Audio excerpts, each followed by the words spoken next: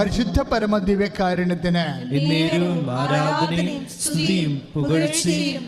മനുഷ്യരാശിയുടെ ഭൗതിക ജീവിതത്തിൻ്റെ എല്ലാ പരാധീനതകളെയും പരിഹരിക്കുന്നതിന് വേണ്ടി ദൈവനിശ്ചയം പോലെ കാനായിലെ അവിടെ അമ്മയെ ക്ഷണിക്കണത് ദൈവമാണെന്ന് ഞാൻ പറയത്തുള്ളൂ. എന്താ കാര്യം വെച്ചാൽ ഈ വിഷയത്തിലൂടെയാണ്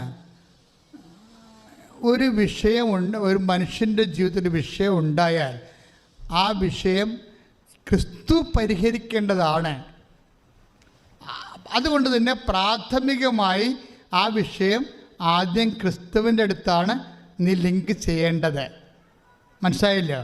എന്ത് വിഷയം ഉണ്ടായാലും ഇപ്പം എന്താ ചെയ്യണമെന്ന് വെച്ച് കഴിഞ്ഞാൽ ആത്മീയ കാര്യമെല്ലാം ക്രിസ്തുവിൻ്റെതും ഭൗതിക കാര്യം ആരാണ്ട് പണ്ടാരങ്ങളുമായിട്ടാണ് ഇപ്പോൾ കൈകാര്യം ചെയ്യണത്.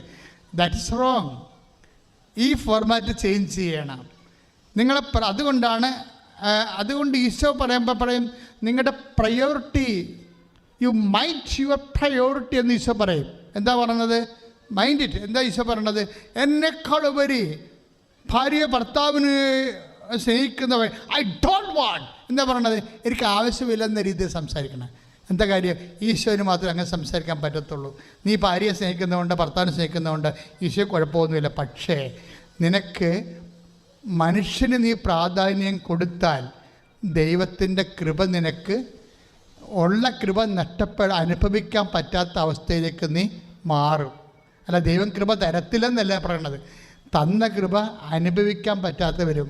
അനുഗ്രഹത്തിനല്ല പഞ്ഞം, അനുഗ്രഹത്തിന് ഞാൻ എപ്പോഴും പറയും നിങ്ങളോട്, അനുഭവിക്കാനുള്ള യോഗ്യതയാണ് പ്രോബ്ലം. യേശു ക്രിസ്തു എന്താ പറഞ്ഞത്? എന്നെ കൂടാതെ നിങ്ങൾക്കൊന്നും ചെയ്യാൻ പറ്റത്തില്ലെന്ന് പറഞ്ഞാൽ നിനക്ക് അനുഭവിക്കാൻ യോഗ്യത ഉണ്ടാകണമെന്നുണ്ടെങ്കിൽ എന്തും കിട്ടുന്നതും കിട്ടാത്തതല്ല പ്രശ്നം. അത് പഠിച്ചവനും കിട്ടും, പ്രാർത്ഥിക്കുന്നവനും കിട്ടും, പ്രാർത്ഥിക്കാത്തവനും കിട്ടും അനുഗ്രഹം. പക്ഷേ അനുഗ്രഹം കിട്ടുന്നതല്ല പ്രശ്നം. അതല്ല നിരീശ്വരന്മാർക്ക് അനുഗ്രഹങ്ങൾ കിട്ടണില്ലേ? ഭൗതികമായ ആനുകൂല്യം കിട്ടണില്ലേ? അവർ പ്രാർത്ഥിച്ചിട്ടാണ് അതൊക്കെ ഉദ്യോഗത്തിന് കയറ്റം മേടിക്കണത്. അവർക്ക് പ്രാർത്ഥിച്ചിട്ടാണ് അവർ PSC ടെസ്റ്റ് പാസ്സാകണത്, IIM-ലൊക്കെ പോകണത്. അങ്ങനെയൊന്നുമല്ല. അതൊക്കെ ആദ്യമേ തന്നെയുള്ള ജനറ്റിക് ബ്ലെസ്സിങ്സാണ്. സന്താന പുറ്റുള്ളവരെ പെരുകി ഭൂമിയെ കീഴടക്കാൻ പറഞ്ഞിരിക്കുന്നത് മനുഷ്യന്മാർക്ക് കൊടുത്തിരിക്കുന്ന ബേസിക് ബ്ലെസ്സിങ്സാണ്. ആ ബ്ലെസ്സിങ്സാണ് എല്ലാവർക്കും കിട്ടണത്. അത് പ്രാർത്ഥിക്കാതെയും കിട്ടും. പക്ഷെ അതല്ല പ്രശ്നം. നമ്മുടെ പ്രശ്നം എന്താണ്? പ്രാർത്ഥിച്ച് കിട്ടുമ്പോൾ അത് നമ്മൾ അനുഭവിക്കണ്ടേ? എന്നാണ് പ്രശ്നം. അനുഗ്രഹത്തിന് എന്താ പഞ്ചം? അത് ആദ്യമേ കൊടുത്തിട്ടുണ്ട് ദൈവം. അത് നിരീശ്വരം അത് കൊടുത്തിട്ടുണ്ട്. വേണ്ട, ദുഷ്ടന്മാർക്ക് കൊടുത്തും കിടന്ന 5:45 മത്തായി സുവിശേഷം എന്താ പറയുക? 5:45 എന്താ പറയണത്? ദുഷ്ടൻ്റെ മേൽ മഴ പെയ്യിപ്പിക്കും, ശിഷ്ടൻ്റെ മേൽ വെയിലുതിപ്പിക്കും. പിന്നെന്താ പ്രശ്നം? വെയിലും മഴയൊക്കെ കിട്ടുമല്ലോ, അനുഗ്രഹം കിട്ടുമല്ലോ. പക്ഷേ എന്താ പ്രശ്നം വെച്ച് കഴിഞ്ഞാൽ അനുഭവിക്കാനുള്ള യോഗ്യത അത് ദൈവത്തിൽ നിന്നാണ്. അതാണ് വിശ്വാസിക്കുണ്ടാകുന്ന വ്യത്യാസം. അനുഭവിക്കാനുള്ള യോഗ്യത എന്ന് പറയും. അനുഭവിക്കാനുള്ള യോഗ്യത എന്ന് പറയുമ്പോൾ അതിന് ക്രിസ്തുവിനെ കൂടി കണക്ട് ചെയ്യുമ്പോഴാണ് ഈ അനുഭവിക്കാനുള്ള യോഗ്യത വരുന്നത്. അതുകൊണ്ട് അമ്മ എന്താ ചെയ്യണത്? വീഞ്ഞ് ഉണ്ടാക്കുക തന്നെയല്ല, വീഞ്ഞ് എൻ്റെ ആ ഒരു വിഷയത്തിലേക്ക് യേശുവിനെ അമ്മ ലിങ്ക് ചെയ്യാൻ നിൻ്റെ ജീവിതത്തിലേക്ക് ഒന്ന് ചുരുക്കി പറഞ്ഞാൽ ഉടമ്പടി കക്ഷിയാക്കുകയാണ്. ആ ഒരു വിഷയം ഇപ്പം നിനക്ക് ജോലിയില്ല, നിൻ്റെ PR കിട്ടണില്ല, നിൻ്റെ വീട്ടിൽ ഭർത്താവും ഭാര്യയും നിൻ്റെ മക്കളും ഭാര്യയും ഭർത്താവും പിരിയാൻ പോകുന്നു. നിൻ്റെ പ്രശ്നം അതാണ്. നിൻ്റെ വിഷയത്തിലേക്ക് എന്ത് ചെയ്യും? ഈശോ എന്ത് ചെയ്യും? അമ്മ എന്ത് ചെയ്യും? അമ്മ ഈ വിഷയത്തിലേക്ക് ഒരു സൈക്കോളജിക്കൽ കൗൺസിലിങ്ങിനല്ല വെക്കണത്.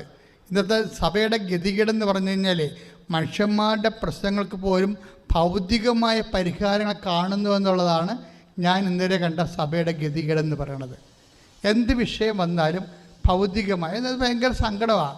10-40 കൊല്ലമൊക്കെ സഭയിൽ ജീവിച്ചിട്ട് ഓരോ സെമിനാറിനും ഓരോ ഇതൊക്കെ പോയി നമ്മൾ പങ്കെടുത്ത് കഴിയുമ്പോൾ നമുക്ക് മനസ്സിലാകണത് ക്രിസ്തുവിനെ മാറ്റി നിർത്തിക്കൊണ്ടുള്ള ഭൗതിക പരിഹാരങ്ങൾക്ക് സഭയെപ്പോലും ഉപയോഗിക്കുന്ന രീതിയിൽ സാത്താൻ വിജയിച്ചു എന്നാണ് എനിക്ക് തോന്നിയത്. കാര്യം ഒരു രോഗിയായാലും എത്രയോ ഒരു രോഗി അല്ലെങ്കിൽ ഇപ്പം കഴിഞ്ഞ ദിവസങ്ങളിൽ ഒരു ചെടുത്തി ഒരു അപ്പച്ചൻ ഇവിടെ നിന്ന് കറങ്ങുന്നുണ്ടായി. അപ്പോൾ എനിക്ക് മനസ്സിലായി അപ്പം ഭയങ്കര സീരിയസാണ്, പ്രായമുണ്ട്. അപ്പന് ചീട്ട് കിട്ടിയിട്ടില്ല. ചീട്ട് കിട്ടാഞ്ഞത് ഓഫീസിൽ ഇവർക്ക് കൊടുക്കത്തില്ല ചീട്ട്. കാര്യം അവർ അന്ന് ഉടമ്പടി എടുത്തതാണ്.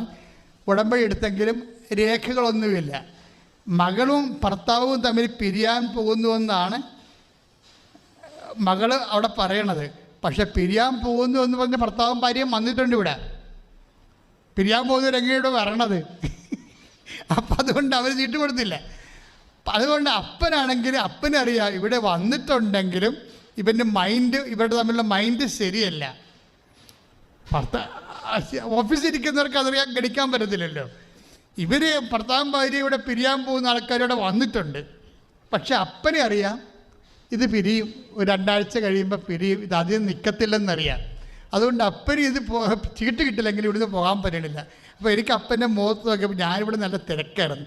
എങ്കിലും ഞാൻ അപ്പനായിട്ട് നോക്കുന്നുണ്ട്. അപ്പോൾ എനിക്ക് മനസ്സിലായി പാവപ്പെട്ടവൻ സിൻസിയറായിട്ടാണ് ഈ വിഷയം കൈകാര്യം ചെയ്യേണ്ടത്.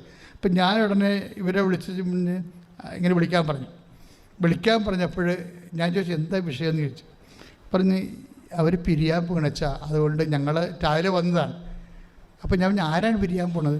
അത് എൻ്റെ മകൾ തന്നെ അച്ഛാന്ന് പറഞ്ഞു. അപ്പനെ അറിയാം, അവനെ അറിയാൻ പറ്റില്ലെങ്കിൽ അപ്പനെ അറിയാം. അപ്പം ഞാൻ ഉടനെ മകളുണ്ടായിവിടെ എന്ന് പറഞ്ഞു അവളെ വിളിച്ച് കൈയോടെ വിളിച്ച്.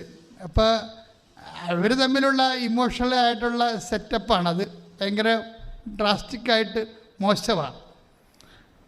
അപ്പോൾ അവൾക്കിത് പിരിഞ്ഞാലും ഒരു പ്രശ്നമില്ലെന്ന എന്തൊക്കെയാണ് അവിടെ തലയിരിക്കണമെന്ന് തോന്നുകയാണ്. ഞാൻ അവിടെ വിളിച്ചിട്ടേ അധികമൊന്നും പറഞ്ഞില്ല. ഞാൻ അമ്മയെ നോക്കി. കാര്യം നമുക്കത് പറയാനുള്ള ജ്ഞാനം വേണ്ടേ. അപ്പം അമ്മ ഞാനല്ലല്ലോ സംസാരിക്കണം, ഞാൻ ചാടിക്കറി സംസാരിച്ചിട്ട് കാര്യമില്ലല്ലോ. അവിടെയാണ് ഈ വിഷയം വരുന്നത്. ഈ സൈക്കോളജിക്കൽ കൗൺസിലിങ്ങും ദൈവികമായ കൗൺസിലിങ്ങും തമ്മിലുള്ള വ്യത്യാസം ഇതാണ്. മറ്റത് പഠിച്ചു വെച്ചിരിക്കുന്ന സാധനമാണ്.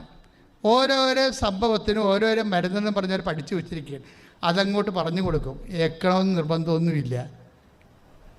എന്താ കാര്യം വെച്ച് കഴിഞ്ഞാൽ അവർ പഠിച്ചു വെച്ചിരിക്കുന്നതാണ്. ആ പഠിച്ചു വെച്ചിരിക്കുന്ന സാധനം ഇവിടെ അപ്ലിക്കേറ്റ് ചെയ്യണം. ചിലപ്പോൾ ഈ കേസ് അതായിരിക്കത്തില്ല, അതാണ് വിഷയം. പക്ഷേ ദൈവത്തിനെ സംബന്ധിച്ചുള്ള അപ്ഡേഷനുണ്ട്. മനുഷ്യന്മാരുടെ ശാസ്ത്രത്തിന് അപ്ഡേഷൻ ഇല്ലല്ലോ. അപ്പോൾ നമ്മളെന്താ ചെയ്യണമെന്ന് വെച്ച് കഴിഞ്ഞാൽ കർത്താവുമായി സംയോജിപ്പിക്കുന്ന അവനോട് കൂടെ ഏകാത്മാവായി തീരുമ്പോഴേ 1 കൊറിന്ത്യൻസ് 2:16 ഒക്കെ വർക്ക് ചെയ്യുമ്പോൾ എന്താ സംഭവിക്കണത്? ഞങ്ങളാട്ടെ യേശുക്രിസ്തുവിൻ്റെ മനസ്സറിയുന്ന ഈ വിഷയത്തിന് കർത്താവിൻ്റെ മനസ്സറിയാൻ പറയും. അതായത് അത് ആണ് 1 കൊറിന്ത്യൻസ് 2:16 വരണത്. മറ്റത് 7:13 വരും. കർത്താവുമായി സംയോജിക്കുന്നവൻ അവനോടുകൂടി ഏകാത്മാവായി തീരുന്നു. പ്രാർത്ഥനയിൽ നിൽക്കുമ്പോൾ ഉണ്ടാകുന്നൊരു ഗുണമെന്ന് വെച്ചാൽ ദൈവത്തിൻ്റെ അപ്ഡേഷൻ നമുക്ക് കിട്ടും. ദൈവത്തിൻ്റെ അപ്ഡേഷൻ നമുക്ക് വെച്ചാൽ ദൈവത്തിൽ എന്താണ് ഈ വിഷയത്തിൽ ദൈവത്തിനെക്കുറിച്ച് ദൈവത്തിന് പറയാനുള്ളത് എന്താണെന്ന് വെച്ചാൽ നമ്മൾ പറയണതല്ല ഇവിടുത്തെ പ്രശ്നം, മറിച്ച് ദൈവം അത് ഓൺ ചെയ്യും. നമ്മൾ പറയണത് എല്ലാവർക്കും അറിയാവുന്ന കാര്യമായിരിക്കും പറയണത്, പക്ഷെ കേൾക്കുന്നവന് അഭിഷേകം കൊടുക്കും. പറയണതല്ല വിഷയം, കേൾക്കുന്നവരുടെ അഭിഷേകമാണ്. കേൾക്കുന്നവരുടെ അഭിഷേകം എന്ന് പറഞ്ഞാൽ കേൾക്കാൻ ചെവിയുള്ളവൻ കേൾക്കട്ടെ എന്ന് കർത്താവ് പറയും.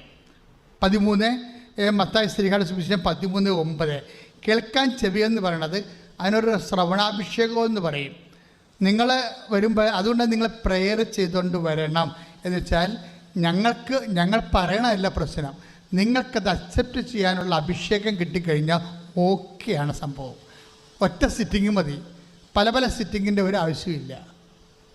മനുഷ്യന്മാരുടെ ശാസ്ത്രത്തിന് പല സിറ്റിങ് ആവശ്യമുണ്ടാകും.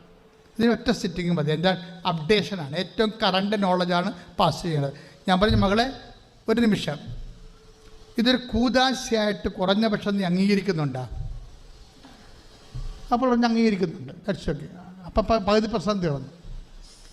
അവിടെ വെച്ച് 10% തീർന്നില്ല. അപ്പം പിന്നെ അടുത്ത ചോദ്യം എന്താണ്? കൂദാശ എന്ന് പറഞ്ഞാൽ എന്താണ്? കാണപ്പെടാത്ത ദൈവത്തിൻ്റെ വരപ്രസാദം നമുക്ക് ലഭിക്കാൻ ഈശോ സ്ഥാപിച്ച കാണപ്പെടുന്ന അടയാളമാണ്. ഇപ്പോൾ കാണപ്പെടുന്ന അടയാളത്തിലൂടെ എന്താ കിട്ടിയിരിക്കുന്നത്? കാണപ്പെടാത്ത ദൈവത്തിൻ്റെ വരപ്രസാദമാണ് കിട്ടുന്നത്. അപ്പോൾ ഇതിന് കറസ്പോണ്ടിങ് ഗ്രേസ് ഉണ്ട്. ഇതിന് കറസ്പോണ്ടിങ് ഒരു വിവാഹം കഴിക്കുമ്പോൾ അതിൻ്റെ കറസ്പോണ്ടിങ് ഗ്രേസ് ഉണ്ട്, തനത് കൃപ. ഈ തനത് കൃപ പലപ്പോഴും എന്നെ പ്രശ്നം എന്താ അറിയാമോ? ഇത് ചിലരിലൊക്കെ ഇത് സബ്സിഡി ആയിട്ടാണ് വർക്ക് ചെയ്യണത്. അത് നമുക്ക് കാണുമ്പോൾ സബ്സിഡി എന്ന് പറഞ്ഞാൽ എന്താ?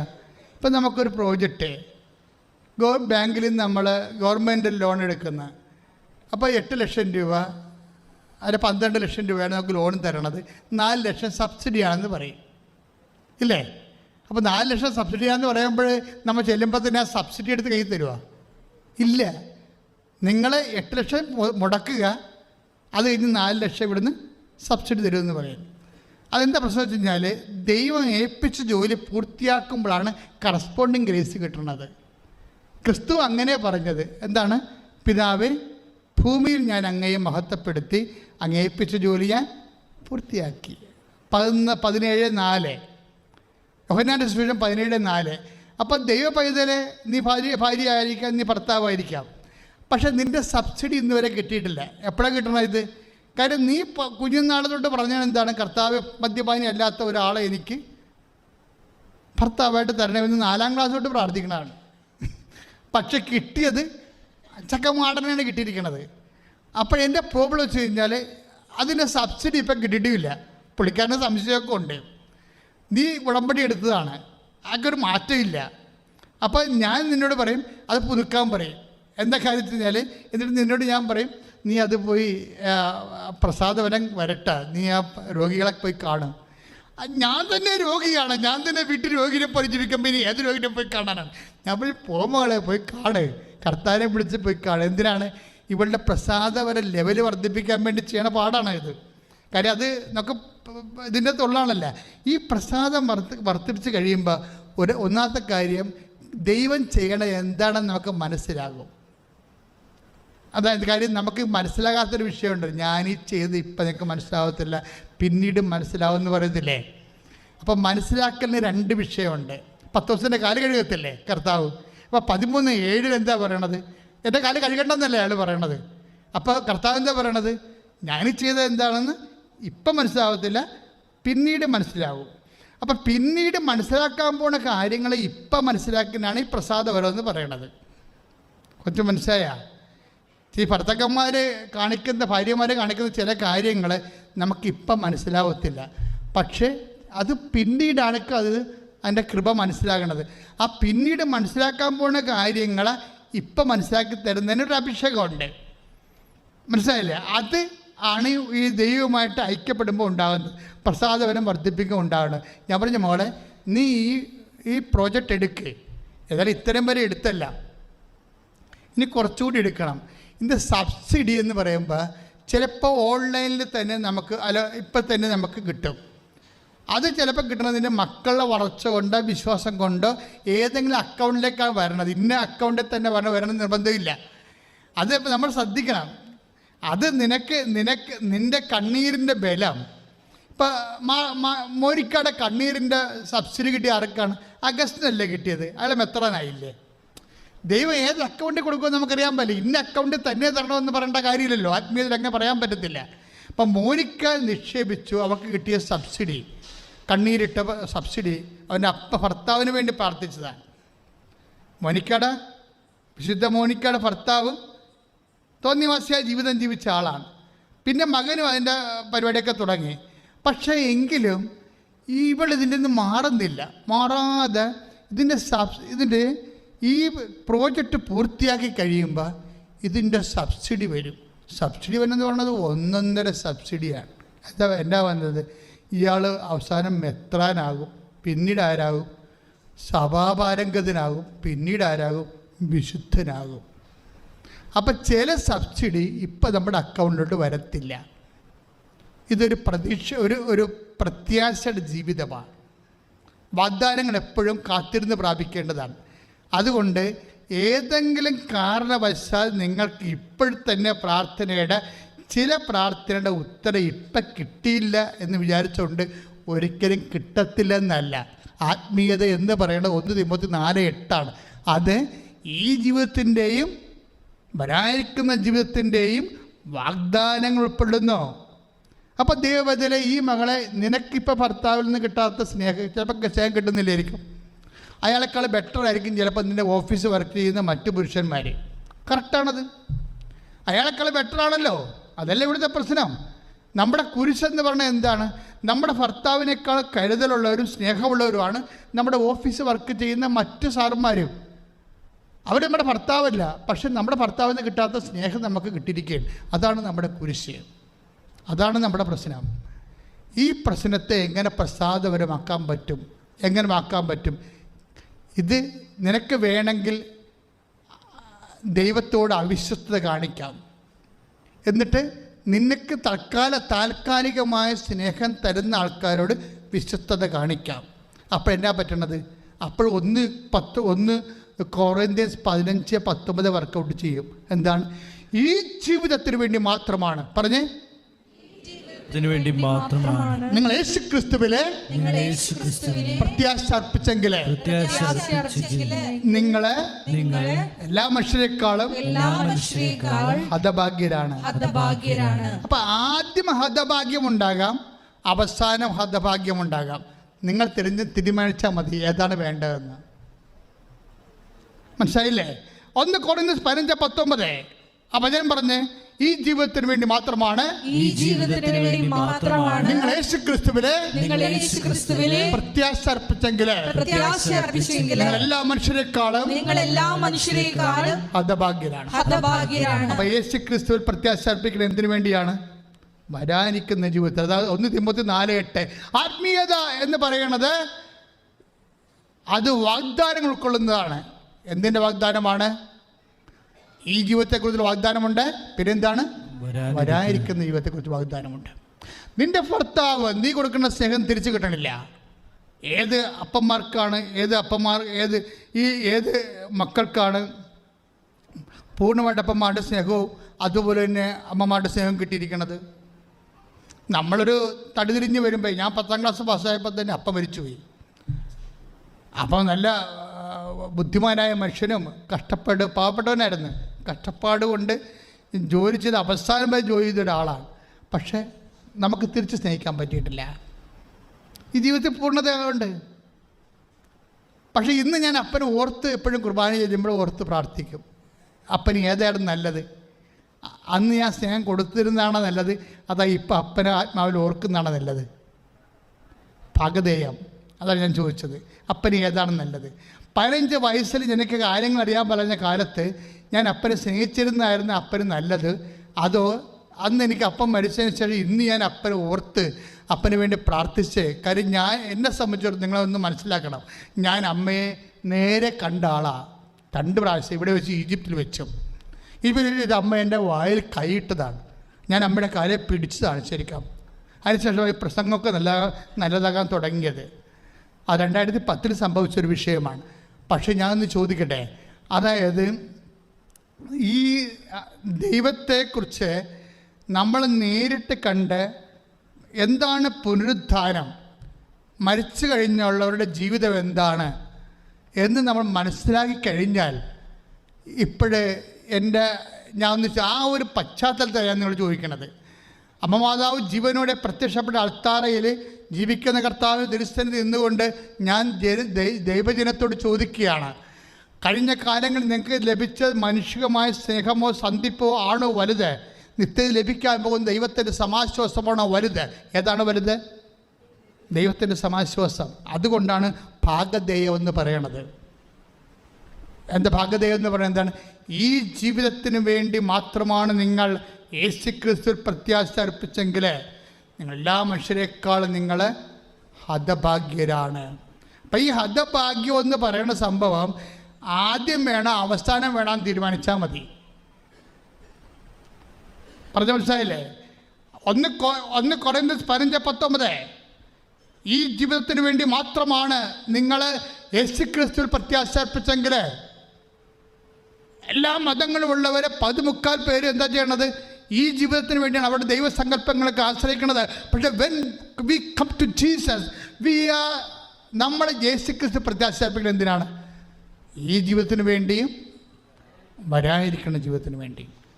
അപ്പോൾ എന്തെങ്കിലും കാര്യങ്ങൾ ഭർത്താവിൽ നിന്നോ ഭാര്യയിൽ നിന്നോ മക്കളിൽ നിന്നോ നിങ്ങൾക്ക് കുറഞ്ഞു പോയെന്ന് തോന്നിയാൽ കർത്താവ് പറയുന്നൊരു വാക്കിൽ നിങ്ങൾക്ക് വിശ്വസിക്കാം. എന്താണ്? എന്തെങ്കിലും കുറവ് വന്നാൽ ഞാൻ തിരിച്ചു വരുമ്പോൾ തന്നു കൊള്ളാമെന്ന്. 10:35 ഒരു വാക്കറിയാവോ? അത് എന്താണത്? സമറിയയുടെ കഥ പറയുമ്പോഴേ കർത്താവ് പറയണതാണ്.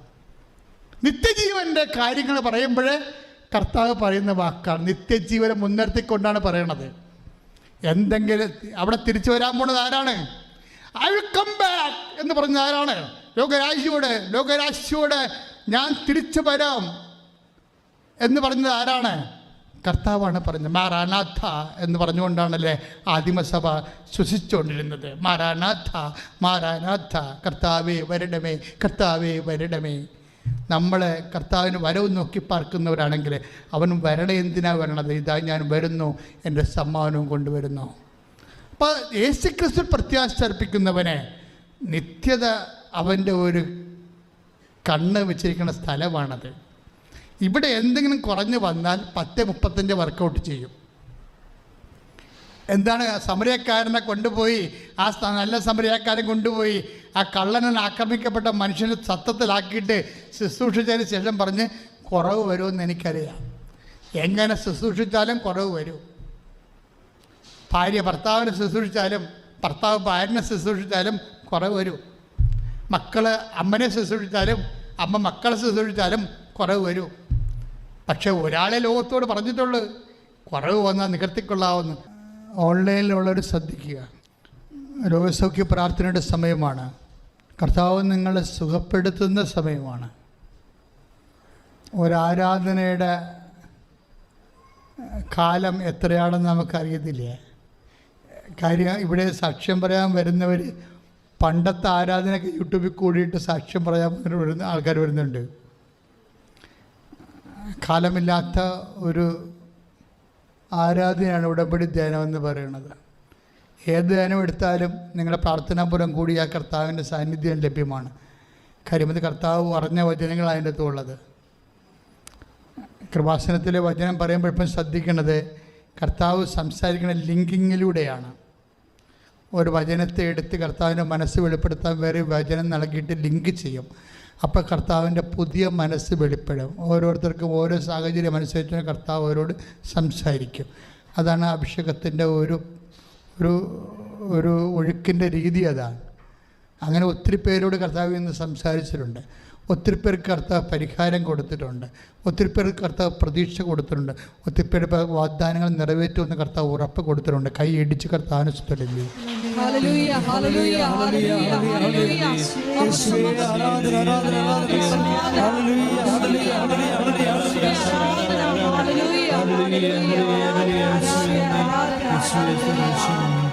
പരിശുദ്ധ പരമദിവ്യകാരുണ്യത്തിന് ഏറ്റു പ്രാർത്ഥി. കർത്താവായ ദൈവമേ, അങ്ങയുടെ നാമത്തില്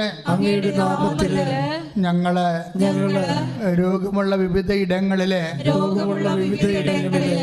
ഞങ്ങളുടെ കൈകൾ വെച്ച് പ്രാർത്ഥിക്കാൻ പോകുന്ന പ്രാർത്ഥനയുടെ നിമിഷം വിശ്വാസ സഹസ്രങ്ങള് നില ആശ്രയിച്ച് പ്രാർത്ഥിക്കുന്ന ഈ നിമിഷം കർത്താവേ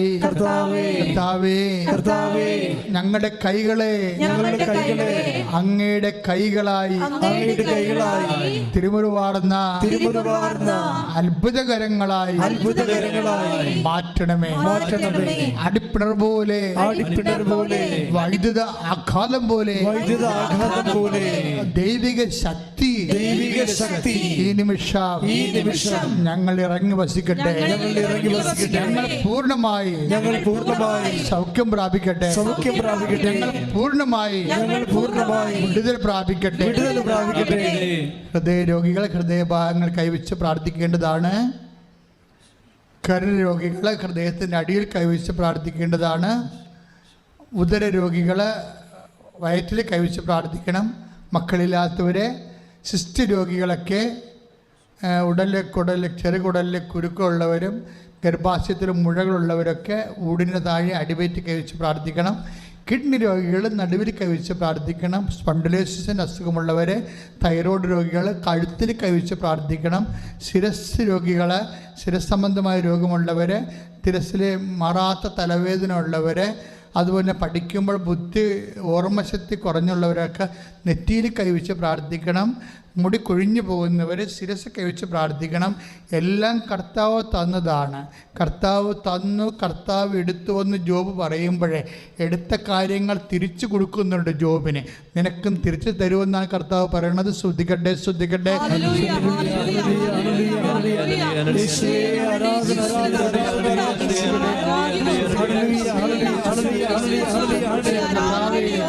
ഉന്നതമായ നാമത്തിന് സ്തോത്രം ചെയ്യുന്നു. വിശുദ്ധ പൗരോഹിത്യത്തെ മഹത്വപ്പെടുത്തണമേ. സഭയിലുള്ള സാന്നിധ്യം പ്രകടമാക്കണമേ. കർത്താവേ, കർത്താവേ, വാതരോഗികള് കർത്താവിന്റെ നാമത്തിൽ സൗഖ്യം പ്രാപിക്കട്ടെ. കർത്താവേ, കണ്ണിന് കാഴ്ച കുറവുള്ളവര്, ചെവിക്ക് കേൾവിക്കുറവുള്ളവര്, വായുനാറ്റമുള്ളവര്, പല്ല് കൊഴിയുന്നവര്, പല്ലിന് വേദന ഉള്ളവര്, തൈറോയ്ഡ് രോഗികള്, ക്യാൻസർ രോഗികള്, ത്വക്ക് രോഗികള്, കർത്താവ് ഞരമ്പുകൾക്ക് ബ്ലോക്കുള്ളവര്, ഞരമ്പുകളുടെ ശിസ്തു വളരുന്നവര്, ഹൃദയ രോഗികള്, കരൾ രോഗികള്, പാൻക്രിയാസിന്റെ രോഗമുള്ളവര്, നടുവേദനക്കാര്, അസുഖമുള്ളവരെ, കിഡ്നി രോഗികള്, യേശുവിന്റെ നാമത്തില് പെരിക്കോസ് രോഗികള്, വിശപ്പ് രോഗികള്, ഉള്ളംകാലം മുതൽ ഉച്ചവരെ കർത്താവിന്റെ രക്തം നിറയട്ടെ. ഉള്ളംകാലം മുതൽ ഉച്ചവരെ കർത്താവിന്റെ രക്തം നിറയട്ടെ. സ്രാവരോഗികള്, ലൈംഗിക ശേഷിയില്ലാത്തവര്, സ്രാവരോഗികള്, ലൈംഗിക ശേഷിയില്ലാത്തവര്, മാറാത്തവര്, രക്തസ്രാവരോഗികള് യേശുവിന്റെ നാമത്തില് സൗഖ്യമാകട്ടെ. ഉറക്കമില്ലാത്തവര് യേശുവിന്റെ നാമത്തില് സൗഖ്യമാകട്ടെ. ഡിപ്രഷനുള്ളവര്, രോഗികള്, പൈശാചിക ബാധയുള്ളവര് യേശുവിന്റെ നാമത്തില് സൗഖ്യം പ്രാപിക്കട്ടെ. രോഗികള്, വേദികള് യേശുവിന്റെ നാമത്തില് സൗഖ്യം പ്രാപിക്കട്ടെ. ശ്രദ്ധിക്കട്ടെ. സദയം തുടേ സുഖമായി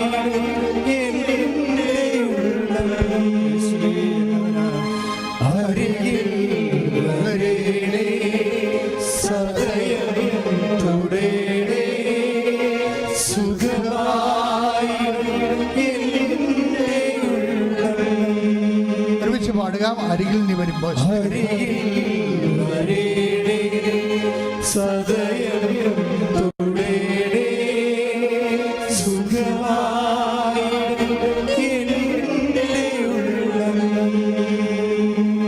പ്രിയമുള്ളവരെ, നമ്മൾ ഓരോ വിഷയങ്ങളും ഉടമ്പടിയിൽ വസിക്കുന്ന ഓരോ വിഷയങ്ങളും, ചിലര് IELTS പോലെയുള്ള മത്സര പരീക്ഷകൾ, യോഗ്യതാ പരീക്ഷകൾ ചെയ്യാൻ പോകുന്നവരുണ്ട്. ചെയ്ത് റിസൾട്ട് വാങ്ങാൻ കാത്തിരിക്കുന്നവരുണ്ട്. +1 തൊട്ടുള്ള റിസൾട്ടുകൾ, പരീക്ഷകൾ എഴുതിക്കൊണ്ടിരിക്കുന്നവരുണ്ട്.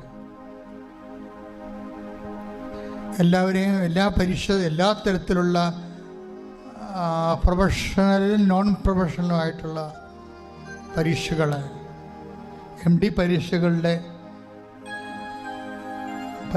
കഴിഞ്ഞു. എൻട്രൻസ് പരീക്ഷ കഴിഞ്ഞവരുണ്ട്. റിസൾട്ട് പ്രതീക്ഷിക്കുന്നവർ. അവിടെ കഴിവ് കൊണ്ടല്ല, കർത്താവിൻ്റെ കൃപ കൊണ്ട് അവർക്ക് അഡ്മിഷൻ കിട്ടണം. ഉടമ്പടി വർക്ക് ചെയ്യുന്നത് നോട്ട് ബൈ മെറിറ്റിലാണ്, ബട്ട് ബൈ ഗ്രേസിലാണ്. അതാണ് നമ്മുടെ പിടിവള്ളി, അതാണ് ദൈവത്തിൻ്റെ വാഗ്ദാനം. ആ വാഗ്ദാനത്തിലാണ് ഉടമ്പടി പ്രവർത്തിക്കുന്നത്. അതുകൊണ്ട് എല്ലാം ഓർക്കുക. വസ്തു വിൽക്കാത്തവരെ, വസ്തു വാങ്ങാനുള്ളവർ, വഴിയില്ലാത്തവർ, വഴി തരുമെന്ന് പറഞ്ഞിട്ട് 30 കൊല്ലമായിട്ട് വഴി കിട്ടാത്തവർ, എപ്പോഴും ശരീരത്തിൽ നിന്ന് കൺട്രോളില്ലാതെ മൂത്രം പോകുന്നവർ, മലം പോകുന്നവരുണ്ട്, രക്തം പോകുന്നവർ, കണ്ണീരോടെ പ്രാർത്ഥിക്കേണ്ട സമയമാണിത്. കർത്താവ് ഇപ്പം സുഖപ്പെടുത്തും. 10,000 ഉടമ്പടി എടുത്തിരിക്കുന്നത്. അവരെല്ലാവരും സൽപ്രവൃത്തികൾ ചെയ്യുന്നുണ്ട്. കൃപാസനം ഒരു പുഴയല്ല, ഒരു മഞ്ഞും മഴയാണെന്ന് പലപ്പോഴും എനിക്ക് തോന്നിയിട്ടുണ്ട്. ആ മലയിലൂടെ സൽപ്രവർത്തികളുടെ 10,000 നദികൾ ഒഴുകുകയാണ്. ഒരു കാരുണ്യ പ്രവൃത്തി ചെയ്യുന്നതിനെ പോലെ 10,000 മനുഷ്യരെ കൊണ്ട് കാരുണ്യ പ്രവൃത്തി ചെയ്യിക്കുന്ന ഒരു ദൈവിക സംവിധാനമാണ് ഉടമ്പടി. ആ ഉടമ്പടിയുടെ എടുത്തിരിക്കുന്ന എല്ലാവരുടെയും പ്രാർത്ഥനകൾ നമുക്ക് എല്ലാവർക്കും അർഹതപ്പെട്ടതാണ്. കാര്യം എല്ലാം ഒരു അമ്മ എടുത്തുനിന്നാണ് ഉടമ്പടി എടുത്തിരിക്കുന്നത്. അമ്മയും നമ്മളെല്ലാവരും ഒന്നാണ്. അതുപോലെ തന്നെ അതിനേക്കാളും ശക്തമായി യേശുക്രിസ്തുവിനും അമ്മയാണ് യേശുക്രിസ്തുവിൻ്റെ നമ്മുടെ ജീവിതത്തിലെ ഇടപെടൽ ഉറപ്പുവരുത്തുന്ന മാധ്യസ്ഥ ശക്തി. അത് അപ്രതിരോധ്യമാണ്. അതുകൊണ്ട് തന്നെ ഉറപ്പായിട്ട് നമുക്ക് ഈ മാധ്യസ്ഥ പ്രാർത്ഥനയിൽ ആശ്രയം വെക്കാം. നെറ്റിയിലൊക്കെ കുരു വന്നിട്ട് പുറത്തു പോകാത്തവരെ, പാടുള്ളവർ പ്രാർത്ഥിക്കണം. നല്ല വിദ്യാഭ്യാസമുണ്ട്, എല്ലാം ഉണ്ട്, പക്ഷേ നെറ്റിയിലൊക്കെ പഴയ രോഗത്തിൻ്റെ പാടുകൾ കിടക്കുന്ന കാരണം കോംപ്ലക്സ് അടിച്ചിരിക്കുന്നവരുണ്ട്. സ്വയം വിഷമിച്ച് കണ്ണാടി നോക്കുമ്പോൾ ആവശ്യമില്ലാതെ വേദനിക്കുന്നവരുടെ ആന്തരിക സൗഖ്യം കിട്ടണം. അവർക്ക് കോൺഫിഡൻസ് പോയ ആൾക്കാരെ അമ്മേ ഇപ്പോഴും സമർപ്പിക്കുന്നു. ശാരീരികമായി എന്തെങ്കിലും വൈകല്യം കൊണ്ട് കോൺഫിഡൻസ് പോയവരുണ്ട്. ശരീരത്തിൽ മുഖത്ത് മീശൊക്കെ വളരുന്ന ഹോർമോൺ ഡെഫിഷ്യൻസി ഇംബാലൻസ് ഒക്കെ ഉള്ള ലേഡീസുണ്ട്. അവരുടെ കോൺഫിഡൻസ് അവർക്ക് പോയിരിക്കുക. അവിടെ എല്ലാം കർത്താവ് സ്പർശിക്കണമെന്ന് പ്രാർത്ഥിക്കുന്നു. അതുപോലെ ഓരോ രോഗങ്ങൾ, ചിരങ്ങുള്ളവരെ, കഴിഞ്ഞ ദിവസങ്ങളിൽ ഒരു ഡെർമറ്റോളജിസ്റ്റിൻ്റെ ഒരു സാക്ഷ്യം അമ്മ പറഞ്ഞു. എൻ്റെ മകൾ ഡെർമറ്റോളജിസ്റ്റാണ്, പക്ഷെ അവളുടെ കാല് ചിരങ്ങാണ്. അവൾക്കത് സുഖപ്പെടുത്താനുള്ള മരുന്ന് അവളുടെ കയ്യിലില്ല. അപ്പം ഞാൻ ഓർത്ത് പിന്നെ എന്താണ് ഇവർ പഠിച്ചത്. അപ്പം ഞാൻ അമ്മയോട് പറഞ്ഞു, അമ്മേ ഇനി വരുമ്പോൾ അവളുടെ കാല് നല്ല ഗ്ലാസ് പോലെ ഇരിക്കണമെന്ന്. ഞാൻ പറഞ്ഞതിന് ശേഷം പിന്നീട് അവൾ വന്നപ്പോൾ ഒരു മരുന്ന് ഉപയോഗിക്കാതെ ആ കാല് നല്ല പുതിയ കാല് പോലെ ഇരുന്നെന്ന്. അമ്മ എവിടെയെല്ലാമൊക്കെയാണ്. ഒന്നും അമ്മയുടെ കണ്ണിൽ നിന്ന് പുറത്തുള്ള കാര്യമല്ല, ഒന്നും അമ്മയോട് പറയാൻ പറ്റാത്ത കാര്യങ്ങളുമില്ല. എല്ലാം പറഞ്ഞ് എല്ലാ മേഖലകളിലും അമ്മ ക്രിസ്തുവുമായി നിന്നെ ഒന്നിപ്പിക്കുകയാണ്. അത് ഉടമ്പടി പോലെ ഒന്നിപ്പിക്കുന്ന, ദൈവമായിട്ട് നമ്മളെ ഒന്നിപ്പിക്കുന്ന ഒരു സംവിധാനം ഇല്ലെന്ന് വേണേൽ പറയാം. അല്ലെങ്കിൽ ഉണ്ടെങ്കിൽ നിങ്ങൾ പറയൂ ഏതാണെന്ന്. കാരണം ദൈവം ഉൽപ്പത്തി മുതൽ വെളിപാട് വരെ ചെയ്തിരിക്കുന്ന ഉടമ്പടിയാണ്. ആദിമസഭയോട് ദൈവം പറഞ്ഞതാണ്, നിന്റെ കണ്ണീരെല്ലാം ഞാൻ തുടച്ചു മാറ്റുമെന്ന്. ആദിമസഭയ്ക്ക് എപ്പോഴും മതപീഡനമായിരുന്നു. നൈജീരിയയിൽ ഇപ്പോഴും നമ്മൾ അനുഭവിക്കുന്ന പോലുള്ള മതപീഡനങ്ങൾ. ആ മതപീഡനത്തിൻ്റെ കാലത്തും ദൈവം വാഗ്ദാനം ഇറക്കി കൊടുത്തു, നിന്റെ കണ്ണുനീര് ഞാൻ ഒപ്പിയെടുക്കുമെന്ന്. അവിടുന്ന് നിന്റെ കണ്ണിൽ നിന്ന് കണ്ണീരെല്ലാം ഒപ്പിയെടുക്കുമെന്ന് അവസാനം വരെ ദൈവം ഉടമ്പടി തന്നെ പറഞ്ഞുകൊണ്ടിരുന്നത്. വാഗ്ദാനങ്ങൾ ആധ്യാത്മികത എല്ലാത്തിലും വലുതാണ്. കാരണം അത് വരാതിരിക്കുന്ന ജീവിതത്തിൻ്റെ വാഗ്ദാനങ്ങൾ ഉൾക്കൊള്ളുന്നുവെന്ന് 1 തിമോത്തി 4:8 നമ്മൾ ധ്യാനിച്ചു. അത് ദൈവപൈതരെ, നിനക്ക് എന്തെങ്കിലും എവിടെയെങ്കിലും കുറഞ്ഞു പോയാൽ അടുത്ത സ്ഥലത്തേക്ക് തീരുമ്പോൾ അത് റീഫണ്ട് ചെയ്യാം. കാര്യം എല്ലാം I will reinstate your life എന്നാണ്. നിന്റെ ഭാഗധേയത്തെ ദൈവം പുനഃസ്ഥാപിക്കാം. അതെല്ലാം വാഗ്ദാനങ്ങളാണ് വചനത്തിൻ്റെ. പ്രാർത്ഥിക്കുക, കർത്താവായ ദൈവമേ, ഞാനിന്ന് അനുഭവിക്കുന്ന എൻ്റെ ജോലി, എൻ്റെ വീട്, എൻ്റെ വിവാഹം, എൻ്റെ മക്കള്, അവരുടെ വിദ്യാഭ്യാസം, അവരുടെ ദുർനടപ്പുകള്, പ്രാർത്ഥനയില്ലാത്ത അവസ്ഥകള്, സാമ്പത്തിക കടങ്ങള്, വിൽക്കാത്ത ഭൂമി, വാങ്ങാൻ പറ്റാത്ത വീട്, എല്ലാ മേഖലകളിലും ഇടപെടണമേ. കുഞ്ഞുങ്ങളെ എവിടെ പഠിപ്പിക്കണം? പഠിക്കുന്ന സ്ഥലത്ത്, ജോലി ചെയ്യുന്ന സ്ഥലത്ത് ഭക്ഷണം കിട്ടി, സമാധാനത്തോടെ പണം കിട്ടി, ശമ്പളം കിട്ടി, ജീവിക്കാൻ പറ്റാത്തവര്, കിട്ടാത്തവര്, PR കിട്ടാത്തവര്, പലതരത്തിലുള്ള ജീവിത സമ്മർദ്ദങ്ങളുമായി ജീവിക്കുന്നവരെ ഇപ്പോഴേ ഏറ്റെടുക്കണമേ. മക്കളില്ലാത്തവരെ ഏറ്റെടുക്കണമേ. കേസുള്ളവരെ, കേസുകളുള്ളവരെ, വ്യവഹാരങ്ങളുള്ളവരെ ഏറ്റെടുക്കണമേ. ജീവിത ജോലികള്, വരുമാന മാർഗങ്ങള്, ഒന്നുമില്ലാത്തവരെ ഏറ്റെടുക്കണമേ. കച്ചവടമില്ലാത്തവരെ, കസ്റ്റമേഴ്സ് ഇല്ലാത്തവരെ, നടപടി വരാൻ പോകുന്നവരെ, സാമ്പത്തിക കടങ്ങളുള്ളവരെ, കടം പരിഹരിക്കാൻ മാർഗമില്ലാത്തവരെ, രോഗികളെ, സുഖപ്പെടാത്തവരെ എല്ലാം ഏറ്റെടുക്കണമേ. ദൈവത്തിന്റെ കണ്ണ ചൊരിയട്ടെ, ദൈവത്തിന്റെ സൗഖ്യം നിറയട്ടെ. ശ്രുതിക്കട്ടെ.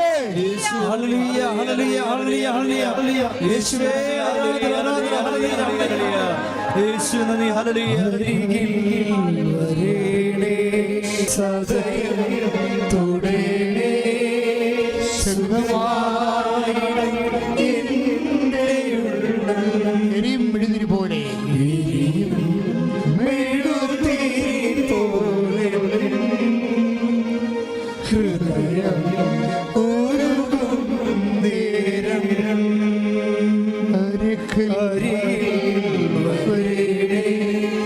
സദയം തൊടേണേ സുഖമായി എൻ്റെ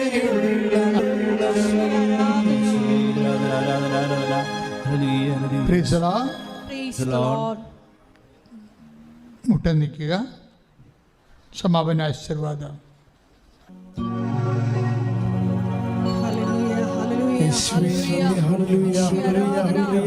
എല്ലാ ഉടമ്പടി ദിവികാരുണ്യനാഥന് സമർപ്പിക്കുന്നു. എല്ലാവരെയും പ്രത്യക്ഷീകരണത്തിന്റെ സാക്ഷികളായി പ്രാർത്ഥിച്ചുകൊണ്ട് ശിരസ് നമിച്ച് നമുക്ക് ആശീർവാദം സ്വീകരിക്കാം. ഹല്ലേലൂയ, ഹല്ലേലൂയ, മഹത്വം, മഹത്വം, ആരാധന, ആരാധന. Hallelujah, hallelujah, hallelujah, hallelujah, hallelujah, മഹത്വം, മഹത്വം, ആരാധന, ഹല്ലേലൂയ, ഹല്ലേലൂയ, യേശുവേ ആരാധന, യേശുവേ ഹല്ലേലൂയ, യേശുവേ നന്ദി, യേശുവേ ആരാധന, യേശുവേ സ്തുതി, ഹല്ലേലൂയ, ആരാധന, ആരാധന, ഹല്ലേലൂയ, ഹല്ലേലൂയ, യേശുവേ നന്ദി, യേശുവേ ആരാധന, ഹല്ലേലൂയ. പരിശുദ്ധ പരമനാ ദിവ്യകാരുണ്യമേ എന്നുമെന്നും അങ്ങേയ്ക്കാരാധന. പരിശുദ്ധ പരമനാ ദിവ്യകാരുണ്യമേ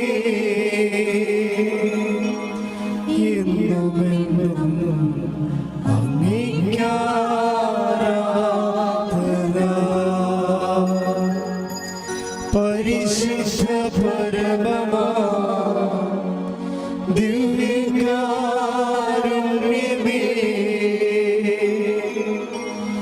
എന്നുമെന്നും അങ്ങേയ്ക്കാരാധന.